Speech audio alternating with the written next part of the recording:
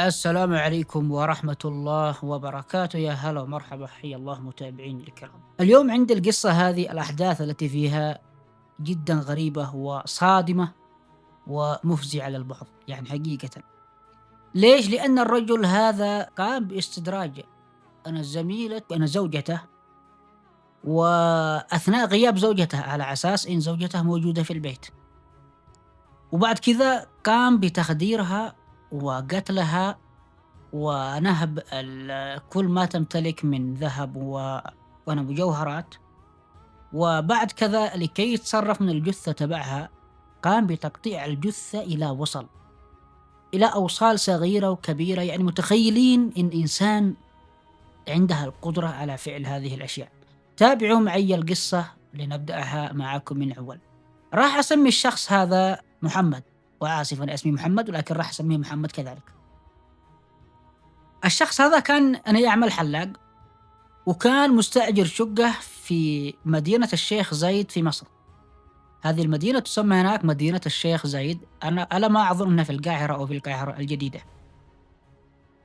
طبعا هذا الرجل كون يعني أسرة، ويعني متزوج وعنده بنتين يعني من زوجته. وفي يوم من الأيام كانت أنا صديقة أنا زوجته، أنا زوجها غني وهي موظفة كذلك وتمتلك، يعني كانت أنا ذهب كثير وأنا مجوهرات، وكانت بالنسبة له فريسة، كانت ثمينة، بالذات إن الشغل معه يعني صالون الحلاقة الذي كان يمتلكه ما كان يكفيه يعني الدخل تبعه. فعندما كانت أنا زميلة زوجته تقوم بالتردد عند أنا صديقتها، تروح وتجي وأنا وزيارة وبينهم سوالف ويعني كذا، بحكم إن الرجل يصحى من الصباح يروح على الصالون حقه، ما يجي إلا الساعة 10 11 في الليل. كونت علاقة أنا يعني جيدة جدا، وكانت حرمة طيبة ومحترمة وأخلاق عالية ومتواضعة، ولكن الماكر يبقى ماكر. في يوم من الأيام أرسل أنا زوجته هي وأبنائها إلى بيت أهلها، قال لهم روحوا وأنا بلحقكم. قالت له أنا زوجته ما فيش داعي إن إحنا نروح. قال لا لا لا، لازم أنتِ تصبُقي وأنا باجيك، لإن علشان بنعيّد عند أهلِك يعني هذا العيد، أو أنا ما أدري وش المناسبة، هل هي مناسبة يعني زواج أو عيد، ما أدري وش هي المناسبة هذه بالضبط. المهم إنه أرسلهم وصرّفهم علشان يستدرج المرأة الثانية. عندما تأكد إن زوجته راحت عند أهلها، قام وطرق باب الشقة تبع صديقة أنا زوجته، خلّينا أسميها مريم. قام بطرق الباب تبع الشقة تبع مريم، ويعني فتحت الباب تعرفه هي، قالت أهلا محمد. قال هلا مريم حياك الله، آمر. قال لها أنا زوجتي تعبانة وأنا بتولد أو شيء، فأريدك إنك يعني تجي وتساعديها وتوقفي جنبها وكذا. قالت حاضر من عيني. فعلا فاستجابت المرأة هذه، وبمكر وخباثة من محمد، وكانت تظن أن زوجتها فعلا موجودة داخل الشقة، ولكن في الحقيقة زوجتها قد راحت. فعندما دخلت البيت التي هي الشقة تبعه، قال لها اشربي هذه الموية. شربت الكأس الموية هذه، ويعني دخلت مسمى تبحث وين كان صديقتي، خلينا أسميها أسماء، وين أسماء. قال لها الآن بتجيك. هي ما أخذت دقائق، فقط بعد شرب الكأس الماء هذا ما أخذت دقائق وطاحت مغمى عليها، يعني مخدرة جاهزة. في هذه اللحظة فعل فعلته الشنيعة، وقام بأخذها إلى تعرفون أنتم البانيو الذي يكون موجود في الحمام حقت السباحة. قام بأخذها إلى البانيو، وقام بالساطور وقطع رأسها، قطع رأسها، عنقها هذا قصه، أصبحت جسد بلا رأس. بعد كذا قام الشخص هذا وأخذ كل المجوهرات تبعها والذهب و... ونزل في نفس اليوم، بعد ما قطع يعني بين رأسها، ونزل في نفس اليوم للشغل تبعه وكمل شغله عادي، ما كناش فيه ولا حصل ولا أي شيء، ولا كنا قتل ولا عنده هالوضع إيزي. لما رجع في الليل قام بإكمال ما تبقى من الجثة، جاء عند الأرجل وقام بقطعها، عند اليدين وقام بقطعها، عند الأكتاف وقام أنا بقطعها.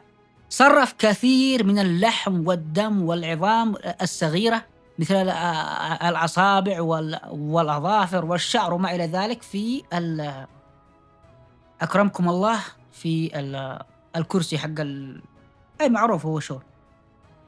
المهم إنه وقام بسحب السيفون، وكان اسمه يسحب السيفون، وهذا العظام والشعر واللحم المقطع يروح على طول للصرف الصحي.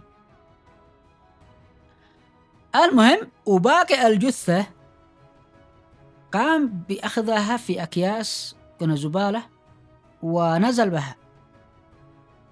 ما نزل بها كلها يعني مرة واحدة أو في يوم واحد، على أيام، متخيلين على أيام. اليوم الأول أخذ الأرداف مع الأقدام ونزل بها وراح رماها جنب النهر، يعني في النهر رماها. اليوم الثاني أخذ المتبقي وراح ورماه كذلك في النهر. اليوم الثالث كذلك. المهم إنها قسمها على أجزاء لأنها يعني في حقيقة الأمر الجثة قام بتقطيعها ووضعها في الفريزر، يعني ما خلاها كذا والله بتجيف عليه، يعني ما تقعد أكثر من يوم أو يومين تطلع ريحتها صنانة وأنا والجيفة وتعفن وخلاص تنتهي، يعني بينكشف أمره. لكن هو وضعها في الفريزر.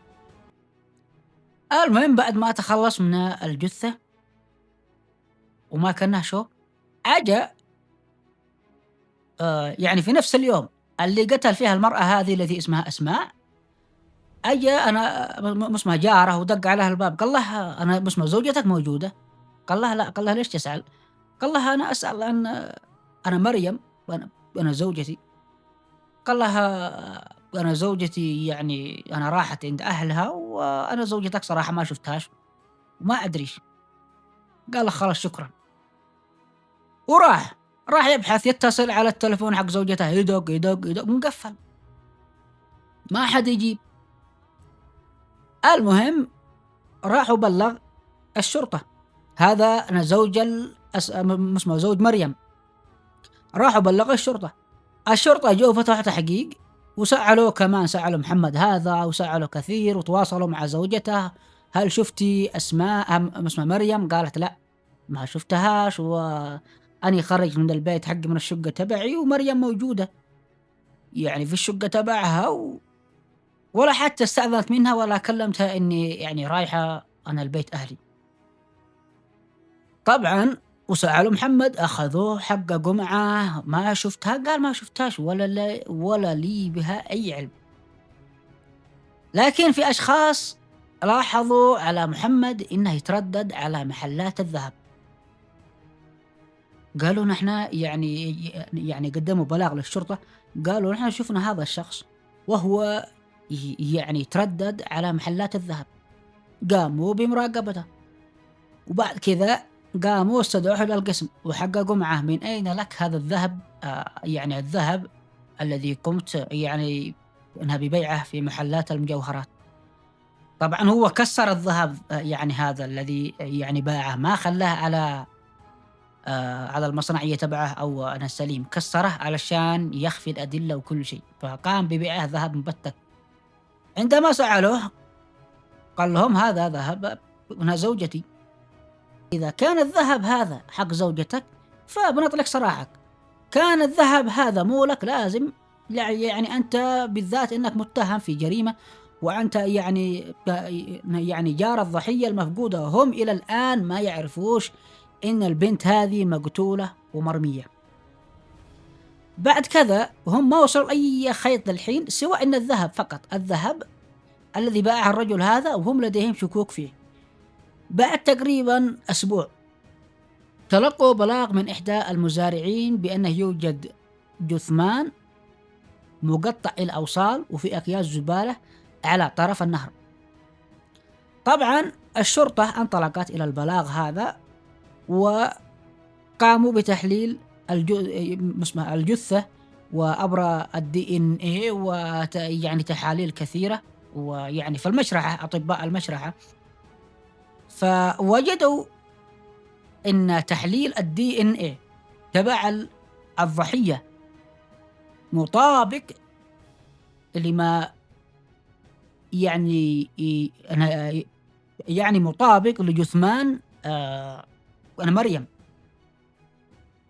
فبدأوا الآن يبحثوا مين اللي قتل مريم، مين هو الشخص اللي قام بقتل مريم وتقطيعها إلى أوصال ورميها في النهر.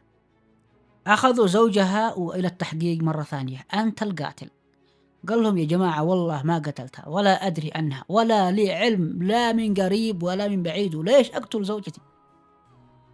المهم في التحقيق من هنا ومن هنا أنا يعني سألوه وين كنت الساعة الفلانية، وين الوقت هذا، وين الشهود، وين أثبت كل الأدلة إنها كان موجود، وإن المرأة اختفت وهو في العمى يعني في الدوام تبعه ولا يدري عنها نهائيا.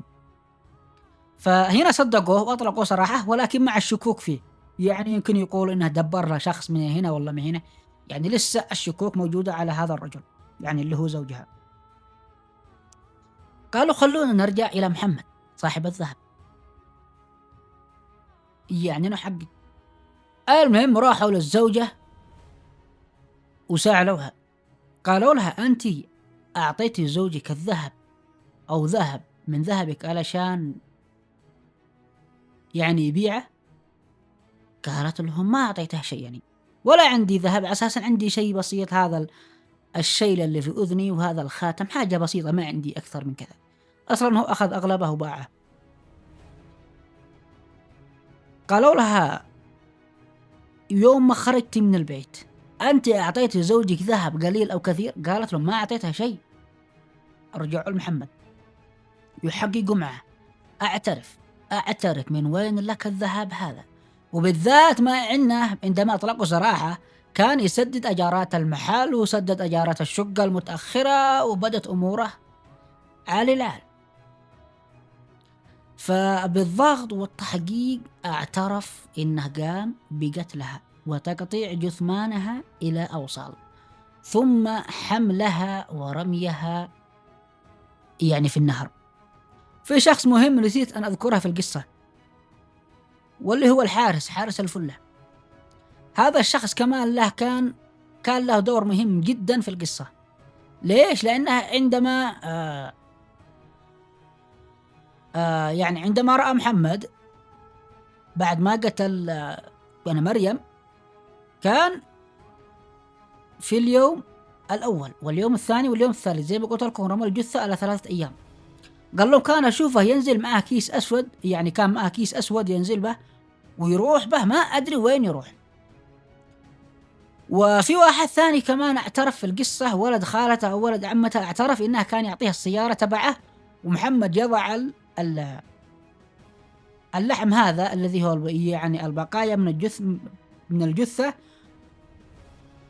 ويضعه في الصندوق حق الشنطة، يروح يرميه في النهر. هذه تفاصيل نسيت ما أذكرها في البداية، إذا وصلت لهنا أنا بتعرف هذه التفاصيل.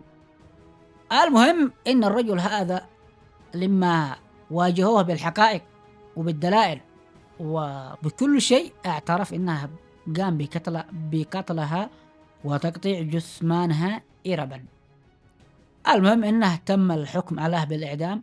وكذلك نذكر أخواتنا المشاهدات والمستمعات وإخواني كذلك أنتم، إذا كنت عندك يعني ذهب وتروحي إلى بيت مثلا أو زميلة، لا تبدين زينتك قدام زوجها، لأن بعض الناس مرضى تلقائيا، مريض يغار أو يدخل فيها طمع أو المهم إنه قد يعمل أي خبصة ترديك إلى مهلكة. هذا ما كان لدي اليوم في هذه القصة، وأعتذر عن أي تقصير، والسلام عليكم ورحمة الله وبركاته.